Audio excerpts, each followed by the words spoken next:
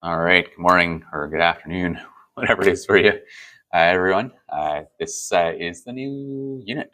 So the first lesson of the new unit, Unit 2 on forces in motion. So the first unit is kinematics, which is just about motion. And then the second part of it is dynamics, which is when we talk about forces that cause the motion. So to get started, we are going to just start looking at basic motion, so constant motion, and visualize the what it would look like. And so if you're looking at constant motion, I have a little toy Jeep that you'll see videos of soon here that I always use in class to just show the basic idea of constant motion. Before I had the little Jeep, I just get students to walk across the room with constant motion, basically stepping the same amount each time over and each duration of time, right? So if you picture what that would look like here, bumper to bumper movement the same each interval of time, obviously spacing is going to be very constant, right? So that's just a nice visual of constant motion if we were just taking a picture every second or something like that. The dot diagram version of things, one second. All right, here we go. Sorry. With the dot diagram, you just think of that as like sort of the center of the Jeep. They actually call it in physics the center of mass, balancing point, basically. But you picture those dot diagrams, the center of mass all the way along would be like that, right? And so the dot diagram is the same stuff. You get the dots just evenly spaced. So through the magic of smartboard, I can, there's your dot diagram for constant motion. Just intuitive feature of constant motion is just even spacing, right? Even spacing is what we're going for there. And then what else do we have? So if we have something that's speeding up, right? So if we're not constant speed anymore and it's speeding up, then, if it's speeding up, it's going to move a little bit at first, and then it's going to move maybe double that or more or whatever, and then even more, and then even more, and then, even more, and so on, right? And so we're getting increasing spacing. Like that, I can't really do any more dots, I don't think, at this point, based on how I was speeding up. And if it was slowing down, it would be moving a lot at first, and then not as much, and then even less, during each time interval, the distance it travels, right? So it's going to be traveling less and less each time, like that kind of thing. So obviously, increasing spacing for speed. Increasing spacing for speeding up and decreasing spacing for slowing down, right?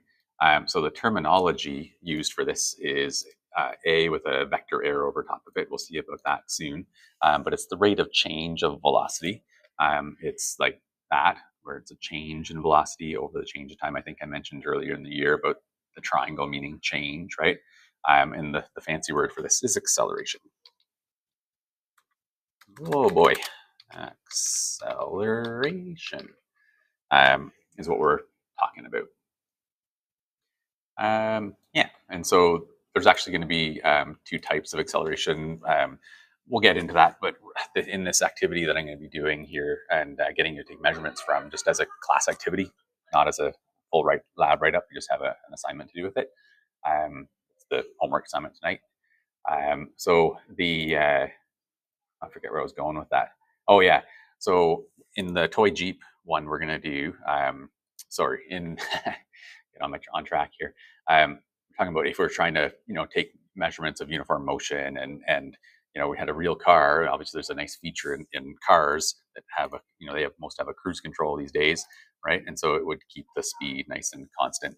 And in the past, I've done this as like an outdoor activity where we go out in the class as a class and we mark out 10-meter intervals all along the road beside the school, and then I drove along in my van and students took measurements. So you'll see the data from that in tomorrow's lesson. So I'm splitting this lesson up into two parts because I don't want there to be like a spoiler alert situation as to what the graphs look like. But I'll show you the results from the van activity tomorrow. Your results are going to be from the toy Jeep activity. And so what I have for that is some videos that you'll be able to take measurements just like you did in the previous labs. And so here we go. I've got a toy Jeep going along, and I'll just show you the regular speed version of this. Obviously, you can just use the YouTube videos directly if it's easier. So I'll let this play. I'm just going to pause for a sec while I close the door to the hall. All right, I'm back. I don't know if you could hear the noise from the hall, but it was driving me crazy. So, you know. Anyway, so regular speed of this. I'm going now, I guess. All right, my little toy Jeep. Pretty good job at producing constant motion, as you can see. And so there's going to be a slow motion video to be able to read numbers from, and yeah, graph distance versus time, or uniform or constant motion. So that's the first video to do with this. And then the slow motion is the one where you can take data from. So let's see how it looks. Now, I don't have this set up, so it's starting at 0. That's okay. You're just gonna, graph. You could do your data in your table. Let me just sort of show here. It goes down into slow motion mode. Eventually, I let go of this little Jeep, and it starts going, right? So but I'm not worried about that being the particular starting point. You could even just, start it at there. So it's at like 8 centimeters ish, right? Maybe you want to get down to the millimeter accuracy there, since it looks like you can. When you are filling in your table, you have a choice. You could, obviously you're going to choose where you're starting, right? When in the video you start doing records from, and it doesn't have to be the very beginning of the constant motion. It can be anywhere along the way. And so you're gonna have like time 0 whenever you chose to start. And then the distance, you can start with whatever it's at as 0, and then do like basically a final minus an initial. So say we started at 8.3 or something in the video. Then if the next time you stop it, you can actually look here at the 24-second mark. You could call that, you could start here with the table as 24 seconds and the distance as the 8.2 or something, right? That's fine. You can do that. It might be simpler to do that, to be honest. Start with 24 and 8 point whatever. And then you press play. And the nice thing is with YouTube, is it's timing it for you as you go. And so if you pause at some other time, you can say, okay, now we're at, looks like 25, maybe 25 or 24.9 or something. Bigger the screen, the better, maybe for precision there. So now you're at 28 seconds and number. So, you might as well just go ahead with that.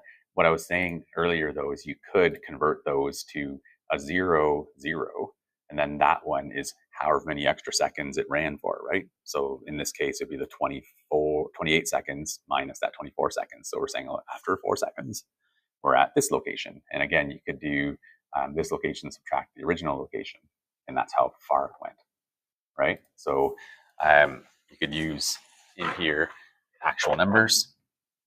So, numbers from YouTube.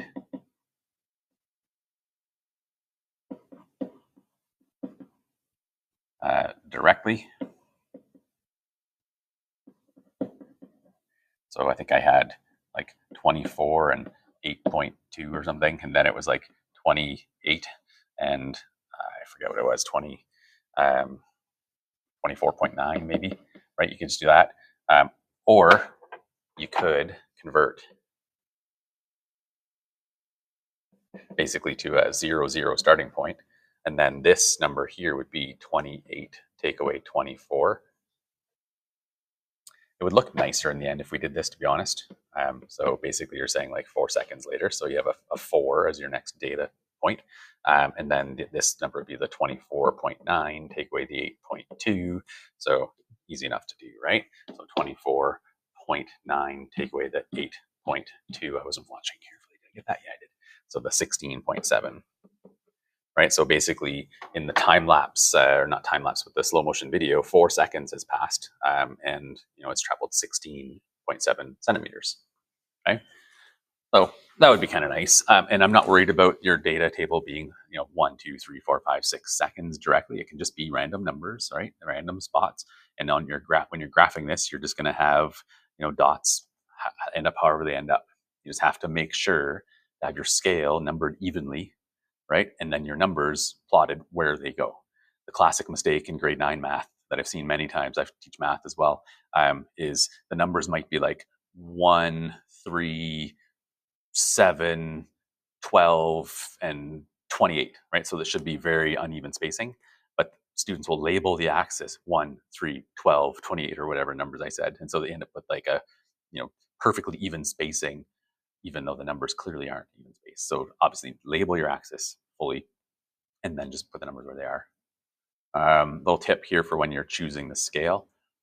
Just if you ever have made a scale where you're like 1, 2, 3, 4 and you run out of room, then you do like 5, 10, 15, 20 and it's way too short. You can help yourself by doing the maximum number minus the minimum number and then divide by the number of spaces, right? So in a case of if you're numbering all the way to 100 take away 0 from 0 to 100, you'd be counting by fives, and that would bring you perfectly to 100 at the end. If you round up a little bit, always say this ended up being like 4.6 or something. Round up to 5, you're going to have your numbers go to your maximum nicely and not waste too much space as long as you don't round up too much. Hope that makes sense. That's just a little pro tip for how to choose your number scales, because I've been there. I know it's frustrating to like choose a number scale and it doesn't work, so you have to erase it and then you try again and now it's too short or long or whatever and you have to erase it again, and just trying to give you a work smarter instead of harder kind of a way of going about it. So the slow motion version, did I start to play that already? Yeah, I think I did. Yeah. So the slow motion version keeps going. Now you're going to have to try to keep track of, how long you've gone in the video. Obviously, it ends up at a new meter stick. So it switches from being, 70, 80, and so on. It's going to switch to a new one here, right? So we get to a new one. I actually had the wood shop at my school sand down the rulers so that there's the extra little bit of wood spacing beyond the scale. I shaved the extra wood off, so this is actually meters, measured out pretty accurately, right? There isn't any extra space of the wood in between. So just one sec here. I've gotta. Hey, come on in. Yep.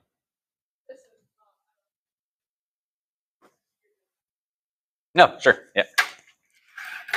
I've been known to know some math. For this substitution equation, I want to get rid of the fractions. Oh, yeah. So all you have to do for that is multiply through by a common denominator, right? So if you multiply through by, what do you have? You just have the 4, right?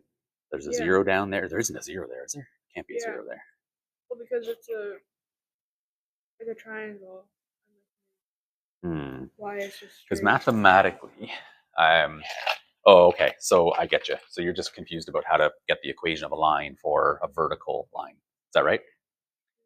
So is this line vertical or horizontal? Rise over run. It's horizontal. No. Kind of what line is this? What? Well, this number here, if I did 7.5 divided by 0, the answer, like, it's going to say error, right? Yeah. Like that number is undefined. So we can't even work with it as is. I can show you how to eliminate the fractions. Okay.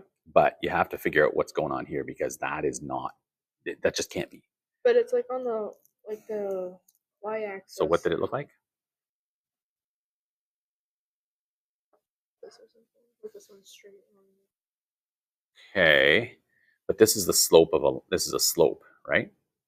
This is a rise over a run, isn't it? Yeah. And where's that coming from then? Like, if this is 0, then I suspect then your triangle actually had something like this, right? Like a vertical line. Yeah, that's what I had. Okay, so then you have like the vertical distance here was like, let's say it was 7.5 and 0, so it's a rise of 7.5, and the run you're thinking is 0, right? Yeah. It's just not how the equation for a vertical line is done. So if you think about, I'll do the horizontal one first because it's easier to picture. So it clearly has a y-intercept of like 3, let's say, right? So the equation is, y equals mx plus b. And so for this one, the slope is 0, right? So it's 0x plus 3, the y-intercept. So you end up with this equation, just y equals 3, and that's it. So that the equation is really just y equals 3. There's a similar version for vertical lines, okay? And we'll do that, okay? So for a vertical line here where it's like going through, say, 2, right? The problem with this type of line for vertical lines, the problem is you can't do a y equals mx plus b equation because the m is undefined, okay? So instead, you have to use the same logic here. The logic here is the y equals 3 perfectly defines this because you're always at 3, right? What always is true about this one? We're always at 2. What is always at 2? The x, right? So the equation of this line is actually just x equals 2. Okay. All right? So that Just one there. change for triangle. Well, you don't have to. It's just basically it changes your type of an equation, right? So for this one here, it must have been, well, even there, like there wouldn't have been a y-intercept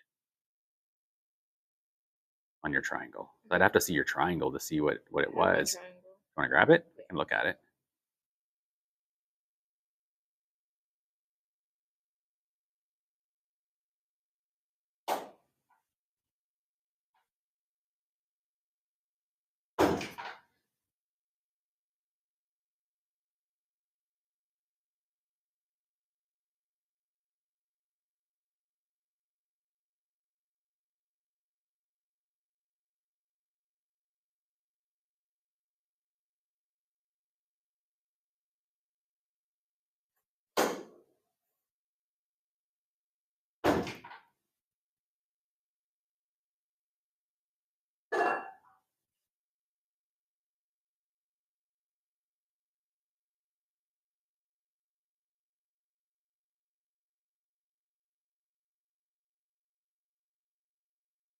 Let's put a little summary of that down there at the bottom for you. But yeah, we can figure out what the equation would be for your triangle. And then, so it's the equation of a line of the side of the triangle, right? Yeah, because I'm Trying to find the centroid in this case, right? All right. So this is the equation here, right? This is the one you want. Like this is side AT, is it? Yeah. Yeah. So side AT here. I see it. So the equation for that thing is literally just x equals 4. That's it for that one. That's the equation. Okay. Mm-hmm. So you're going to have x equals 4. Where did the 18 come from in your work? What was this? I'm just curious what happened. Because you had from the slope and then. So this is the midpoint, like that. And so see how the 4 stays the same, obviously. And then for the slope, you had the 4 take away 4 is 0. So basically this is where you realize like, oh wait, it's literally just x equals 4. That's where you end your work. When in the future when that happens, you're like, oh wait, it's a vertical line, so it's just x equals 4. But what happened here? Oh, I see. So you just didn't realize that this means undefined, and you just can't do any of the rest of this stuff because it's undefined. Okay. It's actually technically like basically infinity, right? So you have an infinite number there, and it just breaks down. The logic breaks down. You just can't do it. So this just isn't the equation.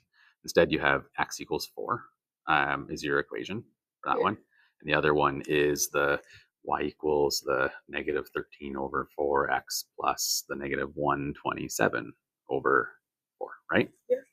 So all you have to do is let's tackle the original question you asked, which if you just get rid of the 4s, the fractions part of it, all you have to do is multiply both sides by 4. Okay.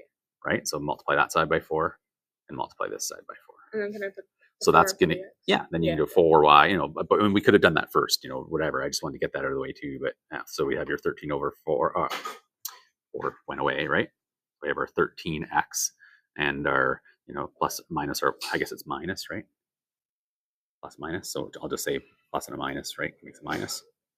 So we have the minus 127. But yeah, absolutely, you're going to substitute in the value, and you're going to have 4y equals numbers, and you're going to get y equals a number. And that y, you're going to see, it's going to work out nicely. It's going to be around 1, 2, 3, 4, 5. It's going to be around 3, 4, 5, and at 5 and a bit, or maybe 6 or something. Yeah. Make sense? So that should start to build confidence. If this number makes sense, then you're like, okay, I get what's going on here, and we've fixed an issue. Good? All right.